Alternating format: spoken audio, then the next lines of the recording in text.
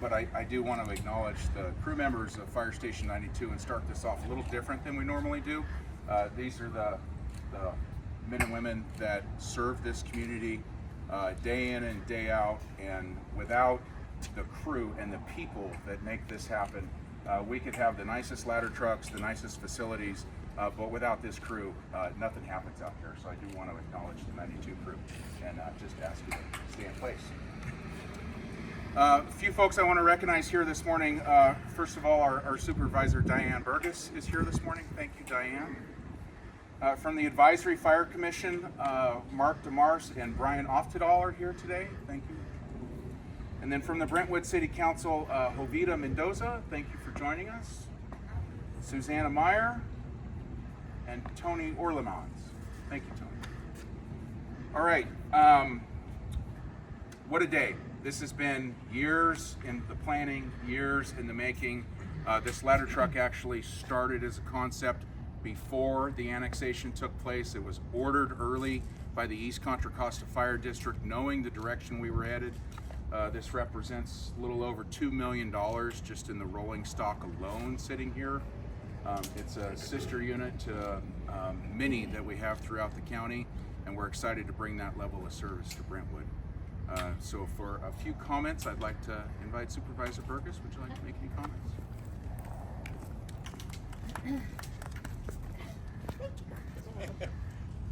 This is, I got a little emotional pulling up today. It wasn't just a few years ago that we only had 9 people protecting 250 square miles, a little over 100,000 people. Is that right? 120,000 people. And there was many years where people were talking about different solutions and really kind of hunkering down and how to solve it, but we had people that started to rise to the top that made selfless decisions to help make this happen. And our former chief of East Contra Costa Fire, he gave everything, and his family supported him. His bride is here because that's what he calls her, and I love that. You know, the thing is that this piece of equipment is going to keep these people safer, and they're going to be able to do their job more efficient, and they're going to be able to protect this whole area, and they're going to be able to provide mutual support to other places. So I'm really excited. The chief told me that this could serve close to, I don't want to exaggerate, but it could go to like 9 stories. Was that right? Yeah, 7 stories. Just short. Yeah. Short. And so this can support other parts of the county. And the reason why I bring that up is that there's a lot of people that think we're getting a lot of resources, and we are, because we need it, because we're one of the fastest growing areas. But we are also a part of the whole team that makes Contra Costa safer. So thank you for all you do. Thank you for making this happen. And this makes me very happy, and I hope it makes you feel safer. Thank you. Supervisor Burgess and Chief McAllister have said it all. I just want to reiterate my thanks.